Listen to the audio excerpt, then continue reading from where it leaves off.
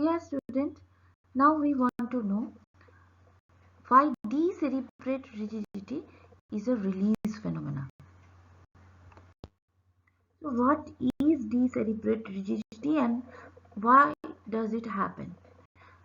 So if there is a complete transection of the brainstem between the superior and inferior colliculi, there will be decerebrate rigidity. Now we want to know where actually these superior and inferior colliculus they are located. Now this superior and inferior colliculi, they are part of tectum or roof of the midbrain. So here we can see that this is the brainstem structure. So this part is a midbrain, this is pons and this is medulla.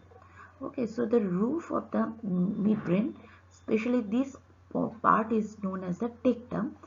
This is formed by two elevations, that is superior and inferior colliculi. From this picture we can also see, so this superior elevation is known as the superior colliculus and the inferior elevations, they are known as the inferior colliculus. Okay, they lies on the posterior or dorsal aspect of the midbrain. Now the word collis, it is actually a Latin word that means heel. Okay, so as they appear, the superior and inferior colliculi, they appear as heel, so it is the colliculus. Now each set of colliculi, they resembles to symmetrical bumps and they consist of a large nuclei of gray matter actually at the posterior or dorsal surface of the midbrain. Now what happens in decerebrate rigidity? There will be a complete transection in between this superior and inferior colliculi. So now we know the position of this superior and inferior colliculi, and we know that this is present at the posterior aspect of this midbrain, and if we remove the cerebellum, we can see the superior and inferior colliculi in a better way. This is another picture where we can see that if we remove the cerebellum and the posterior aspect of the brainstem, we can better visualize the superior and inferior colliculi. This is a radiological picture. So in the upper plane, we can see the superior colliculus, and then the lower plane we can see the inferior colliculus.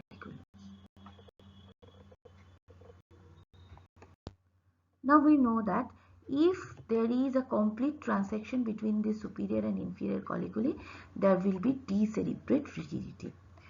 So actually what happens if there is a complete transection? So this type of lesion of complete transection, it will interrupt all inputs from the cortex, okay, to the periphery, to the brainstem, and all these inputs means it may be the corticospinal tract, corticobulbar tract, rubrospinal tract. So their inputs to the lower part will be totally interrupted. And what will be the result of this? The result of this complete transection and interruption of corticospinal, corticobulbar and corticorubral tracts will be the hyperactivity of extensor muscles in the four extremities, that is upper and lower extremities. You can see there is hyperactivity of all extensor group of muscles, and the position of this posture of the affected person will be like this. So now we want to know why, if there is a complete transection between superior and inferior colliculus, there will be hyperactivity of extensor muscles in four limbs. Before going to the actual phenomena or pathophysiology of decerebrate rigidity, we must know what are the tracts that are interrupted by this complete transection and what are their actual function. So the first tract that will be affected is the rubrospinal tract. It takes origin from the red nuclei, which is located in the midbrain. The red nuclei, it receives a strong excitatory input from the cortex and cerebellum. So immediately after originating, this tract will cross the midline, it will come down, and the fibers will terminate on the lateral group of the motor neurons. Okay, and there the function of this rubrospinal tract is the excitations of the flexure group of muscles, and it inhibits the extensor muscles. So this rubrospinal, it excites the flexure muscle and it inhibits the extensor muscle. And we know that this rubrospinal tract is interrupted in case of complete transection. So there will be no excitation of flexure group of muscles. There will be no inhibition on the extensor group of muscle. So this is about the rubrospinal tract. Now we also want to know about the reticulospinal tract and the vestibulospinal tract. What are their functions, and if they are interrupted or if they remain intact, what will be the effect? Now the reticulospinal tract. So there are two main reticulospinal tract. One is the pontine reticular spinal tract, another is the medullary reticulospinal tract. Now these reticulospinal tracts, they are most important medial system pathways for the control of posture. Now what about this pontine reticulospinal tract?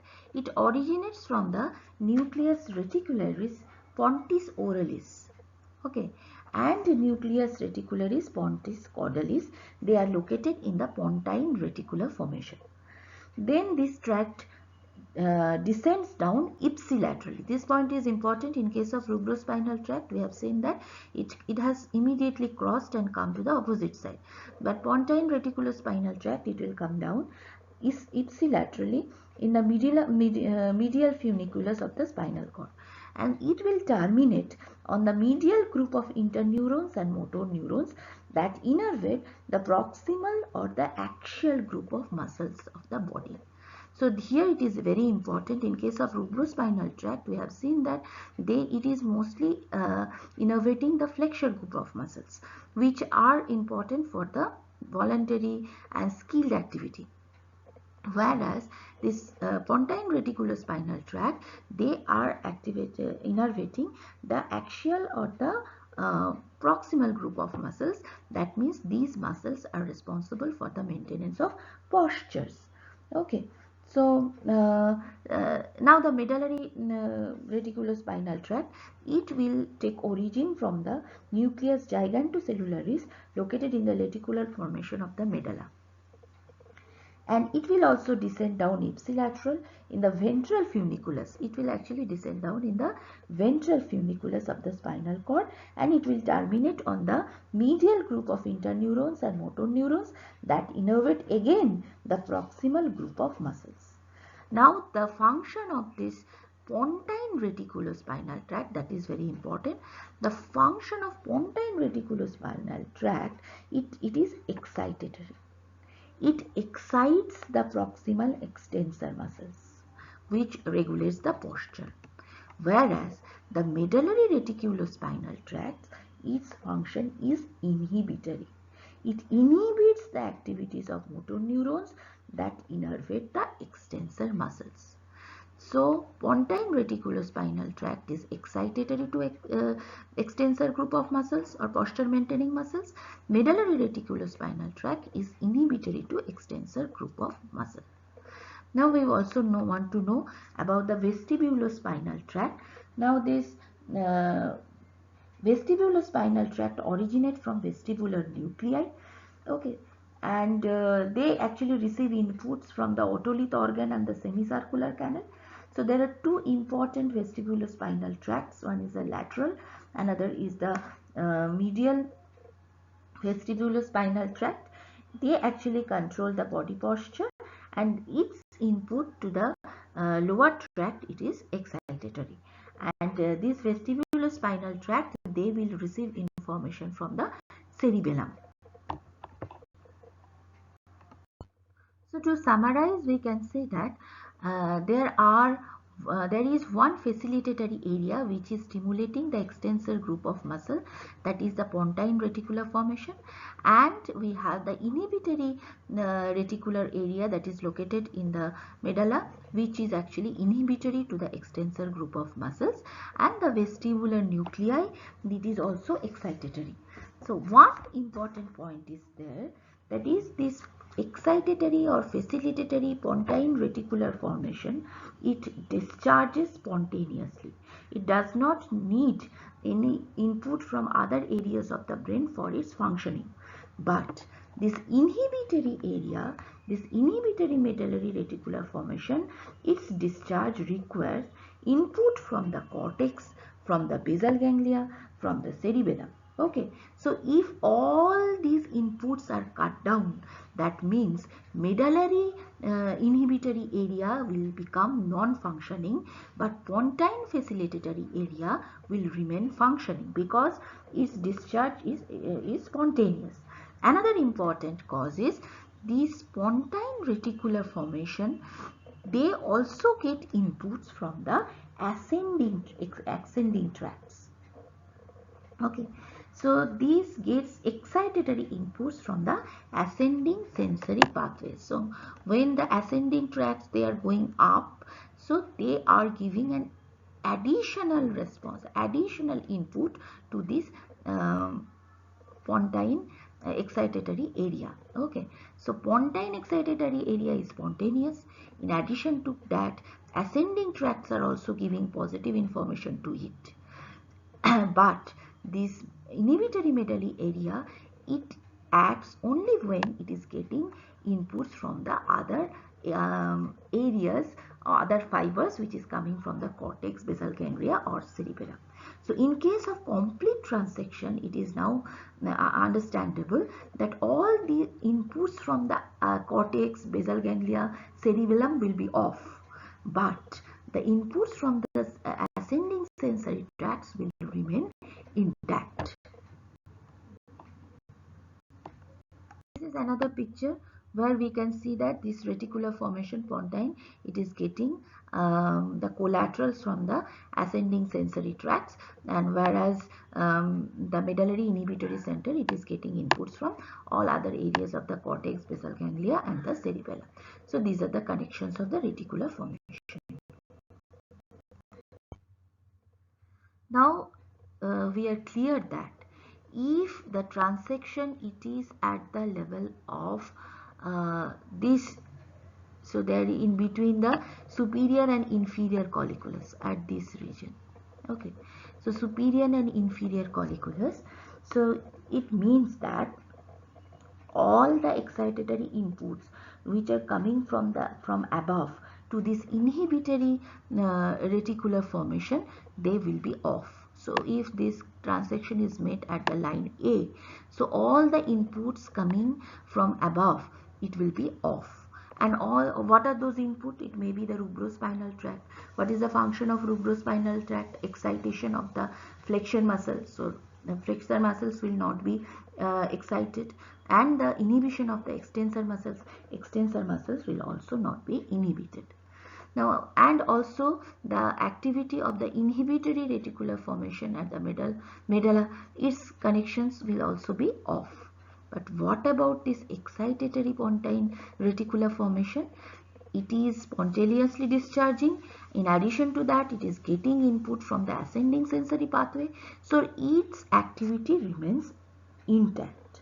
So we can say that there will be the rigidity of this decerebrate rigidity, it is due to the unopposed action of this pontine or excitatory reticulospinal tract, the unopposed activity of this.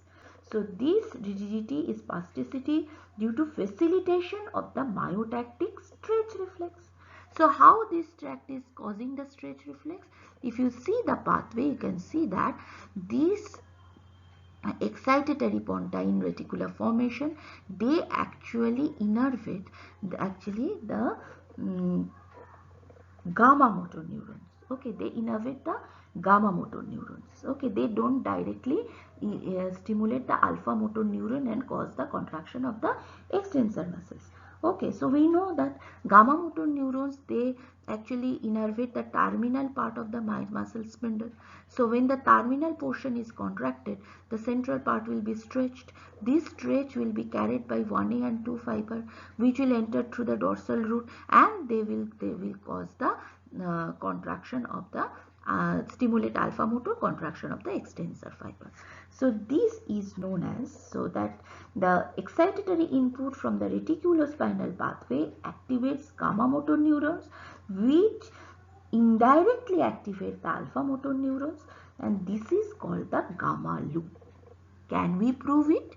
We can prove it if there is a cut section. In addition to mid-collicular decerebrate cut, if there is another cut section at the dorsal root, if A plus B is there.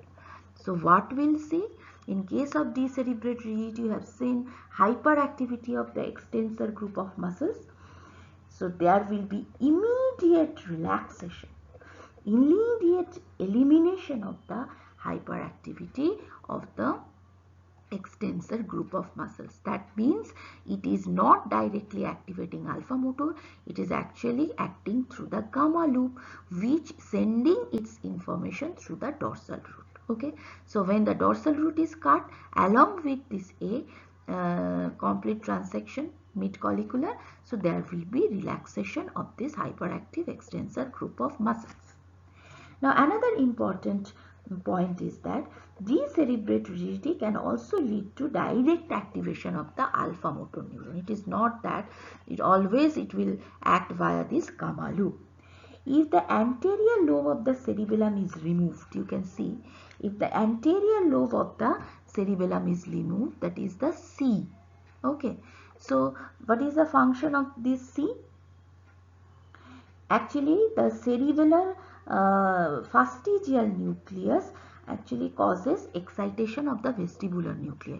Cerebellar fastigial nuclei, it causes the excitation of the vestibular nuclei, and these vestibular nuclei, we know that their function it will cause the it has an effect on the extensor muscles. Okay, so if there is a cut section of this like C. Okay, so this lesion will eliminate cortical inhibition of the cerebellar fastigial nuclei. Cortex cannot inhibit this fastigial nuclei, and this secondarily will increase the excitation of the vestibular nuclei. So vestibular nuclei is excited. Okay, so subsequent dorsal, and there will be what will happen?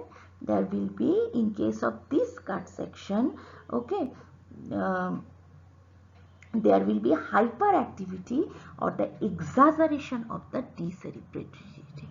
That means if the inhibition on this vestibular nuclei is withdrawn, so what will happen? There will be stimulation of alpha motor neuron, and the extensor muscle contraction will be aggravated.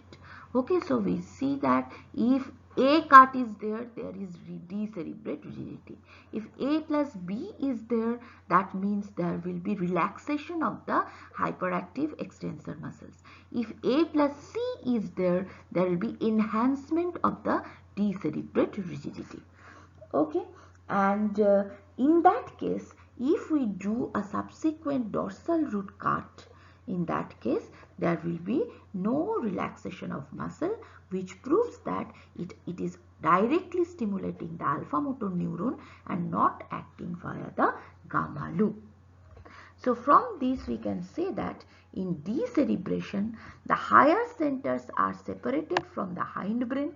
So pontine reticular formation, excitatory reticular formation is released from the inhibitory effects. Hence we can say that the decerebrate rigidity is a released phenomena. Thank you, and subscribe to the channel. This is the reference.